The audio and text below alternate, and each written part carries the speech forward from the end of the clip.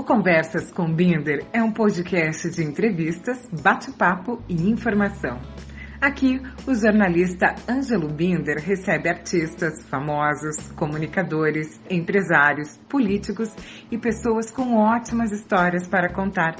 De segunda a sexta, sempre com um episódio para o seu dia ou noite, a qualquer hora, em qualquer lugar. O Conversas com Binder também conta com séries fixas, como a Conexão Brasil-Estados Unidos, com o publicitário Horácio Coutinho, direto da Califórnia, além do bate-papo sobre a história e curiosidades das novelas e filmes clássicos com o cineasta Luffy Stephan. O Conversas com Binder dedica uma parte importante da sua programação ao esporte, saúde e qualidade de vida. Ouça o podcast Conversas com Binder no aplicativo de sua preferência ou ainda no site comandonews.com.br.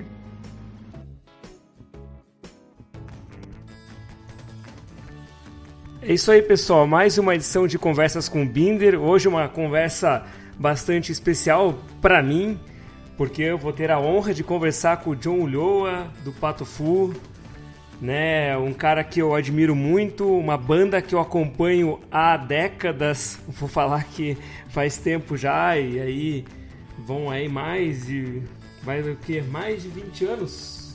Mais de 20 anos, desde 95 mais ou menos, que eu acompanho a banda, acompanho o Pato Fu. E aí, hoje eu tenho essa possibilidade de falar com o John, e eu escolhi um assunto que pra mim é muito bacana deles, da banda, que todo mundo pergunta a origem do nome Pato Fu, todo mundo pergunta coisas sobre a criação dele com a Fernanda e tal, mas eu resolvi ir um pouco diferente nessa conversa, que é sobre a relação deles com as bandas da New Wave dos anos 80 aqui do Brasil, porque em vários momentos, ou pelo menos em 2 momentos eu posso citar aqui, que o Pato Fu homenageia esses caras e de certa forma coloca, né, a memória nossa para funcionar, e positivamente, claro, com nomes marcantes assim da música. E tem o caso, por exemplo, do Rich, né, o inglês Rich, que fez muito sucesso nos anos 80 aqui no Brasil e que chegou a gravar uma música com o Pato Fu no álbum deles, que chama Não Pare Pra Pensar, e a música chama Pra Qualquer Bicho. E quando eu escuto a música, eu já me lembro do Rich. Aí quando na semana passada eu vi o novo álbum da Fernanda Takai, tem uma música lá que ela canta com a Virginie, que fez muito sucesso nos anos 80, com a banda Metrô, como eu falei, né? A Metrô é uma banda que gravou aquela música Beat Acelerado, do Balanço das Horas, né? Que tudo pode mudar e tal. Tinha Johnny Love também, ela participou do filme Rock Estrela com o Léo Jaime. Então, nada melhor do que o próprio John agora falar pra gente, né, John? Como é que foi essa parceria com o Rich? Cara, o Rich é um sujeito que eu sempre admirei, assim, à distância. Aquele som que ele fazia ali no início dos anos 80 era um negócio... A carreira dele é muito particular, né? Muito diferente de qualquer outro artista aqui no Brasil. Na música brasileira, o som que ele fez ali parecia muito moderno na época. Tinha bateria eletrônica, tinha programações, coisas assim. Eu tava começando a tocar já ali, início dos anos 80, e a gente adorava esse negócio. Parecia que ele tava usando os instrumentos que a gente desejava, assim, era o nosso objeto de desejo, bateria eletrônica, sintetizadores. E eu achava o som dele realmente legal. Tenho discos dele aqui, esses discos antigos. E quando a gente fez a música, fizemos a música normalmente sem pensar numa participação e nem um arranjo assim tal. Mas justamente essas coisas é que inspiram a gente a chamar alguém. A gente fala, isso aqui poderia ter uma participação do Rich. O Rich, assim, a gente sabe que ele gosta de bicho, gosta de cachorro e tal. Então, quando a gente fez essa música Pra Qualquer Bicho, chamamos ele e ele topou no ato, adorou. Foi um negócio muito legal e a gente chegou a fazer show com a participação dele. Então, cara, esse show do Não Pare Pra Pensar eu não consegui ver ao vivo, né? Mas eu vi no YouTube, vi alguns vídeos lá. Então o Ricardo cantava a parte do Rich, né? Da música. E teve um show aí que você de surpresa chamaram o Rich pro palco, né? O Ricardo ia começar a cantar e de repente o Rich chegou lá, subiu naquele estilão dele de Ray-Ban, né? E tal, tudo aquele estilão inglês dele, clássico. Eu brinco que o Rich é o David Bowie brasileiro, assim, né? Embora não seja brasileiro, porque ele é inglês, né? Mas até me recordo que na época, pelo menos quando eu era criança, muitos duvidavam que ele fosse inglês, que era um jogo de marketing para fazer sucesso e tal, mas o inglês do cara é perfeito, né? E até porque ele é inglês mesmo. E até tem um disco dele chamado Autofidelidade, lá de 2003, que o Rich canta as mesmas músicas em português e em inglês. É muito bacana. E é todo estiloso, né, cara? Moderno, pra época, muito moderno. Eu fico imaginando ele tendo uma banda com o Lu Santos e o Lobão, né? Que era o Vimana, né? E essa banda fez o que é um rock começo ali dos final dos anos 70 ainda, né? E o Lu Santos nem cantava, quem cantava era o Rich. Mas é a Virginie, naquela mesma época ali, lá pouco depois, né? Lá por 85, 86, né? Chegou até a gravar musicais infantis com o Balão Mágico, eu lembro disso.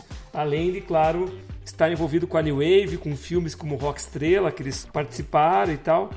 Queria que você contasse como é que foi a escolha da Virginie para o repertório da Fernanda agora nesse álbum novo. A Fernanda estava tendo mais contato com ela, assim. Ela já tinha falado com a gente sobre o Patofu, a gente já tinha trocado umas amabilidades, assim, né? Era uma figura muito, muito legal, assim, também daquela época, anos 80, quando nem existia o Patofu, eu já tocava e tal, mas era uma figura muito afável, assim, todo mundo gosta da Virginie, é muito legal. E a Fernanda trocou umas ideias com ela, elas estavam fazendo uma música juntas, né? A Fernanda fez a letra com uma música da Virginie, se não me engano. E quando a gente gravou a música nesse disco da Fernanda, ela pensou, a música estava meio que pronta, só com a voz da Fernanda, mas a gente pensou, vamos chamar ela pra cantar, vai ficar bonitinho, vai ficar interessante, as duas cantoras assim com voz doce, vai dar um timbre interessante, e ficou muito bonito, ficou muito legal. Dessas participações que surgem por afinidade assim, não só musical, mas de conhecer uma pessoa que você só conhecia pela arte e você vê que tem afinidade genuína. E John, qual que é o papel da New Wave na história do Patofu? Assim, vocês desde o início sempre misturaram muitos sons, sempre tiveram muita parte eletrônica no trabalho de vocês, né? Inclusive no início da banda vocês não tinham um baterista de carne e osso, eram seus japs e tal, né? Só a bateria eletrônica e tudo. Qual que é o papel que a New Wave teve na formação de vocês como banda e sua musicalmente falando, assim? Lembrando, né, John, que nos anos 90 uma banda não ter baterista causava até uma certa resistência das pessoas, porque o som eletrônico ainda não era tão presente. Hoje os caras gravam tudo, né, muita coisa no eletrônico. Você sabe muito bem disso, você foi um dos pioneiros nisso, e eu acho que até vale um conteúdo com você só sobre isso, porque você foi um dos pioneiros nessa área, assim, aqui no Brasil. Até eu estava ouvindo o Pepeu Gomes, né, que é um guitarrista muito conceituado, enfim, considerado um dos melhores do país e tal. Ele gravou um álbum agora, ano passado, aliás, em 2018, chamado Eterno Retorno, que ele gravou toda a base, todos os instrumentos são eletrônicos, só a guitarra dele que não. Nesse novo álbum da Fernanda, será que você vai acreditar? Pelo que consta, você também gravou todos os instrumentos sozinho. Então é uma coisa que já é natural e vem acontecendo, e para você é muito mais presente, não é futuro. Qual que é a importância da New Wave na formação do Patufu?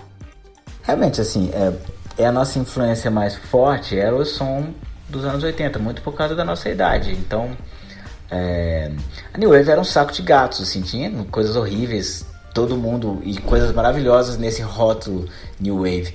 E, geralmente a gente se identificava mais com aquele compartimento da New Wave que talvez fosse chamada de post-punk, que abriga coisas como The Cure, Echo and the Bunnymen, Devo, B-52s,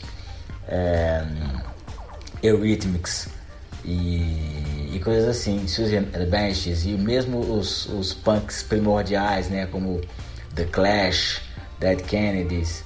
Essas coisas são coisas que me influenciaram mais fortemente do que qualquer outra coisa, qualquer outra geração, que permeia também o nosso som. A gente escuta um som novo, aquilo entra, aquilo acaba sendo incorporado de alguma maneira, mas o cerne do negócio, o que faz a gente querer ser músico, a quem a gente recorre toda vez que eu penso, cara, qual o próximo acorde, qual o riff que eu boto aqui, vem dessas coisas que a gente escuta na adolescência, não tem como fugir. E John, como é que é a relação de vocês com essa galera dos anos 80, esse pessoal da New Wave? Vocês mantêm contato? Cara, do pessoal da chamada New Wave brasileira, assim, eu acho que a gente teve a sorte de se tornar ou amigos, ou companheiros, ou colegas de grande parte desses caras. O pessoal dos Titãs, o pessoal dos Paralamas, o próprio Léo Jaime que você falou, o pessoal do Ira, o Plebe Hood e tal. Nem todos se enquadram assim. Como eu te falei, a New Wave é um saco de gatos, assim, tem de tudo. E de uma certa maneira, esse rock brasileiro dos anos 80, ele todo bebeu um pouco nessa fonte. Então, assim, a gente já fez várias participações com esses caras todos. Já teve a oportunidade de dividir palco, dividir gravações. Tudo isso é muito legal. Os gringos, né, são os nossos heróis, assim, internacionais. A gente já teve algumas chances também. E às vezes eu fico satisfeito só de assistir um show, tipo, ver um show do B-52s. Eu vi o B-52s no Rock in Rio,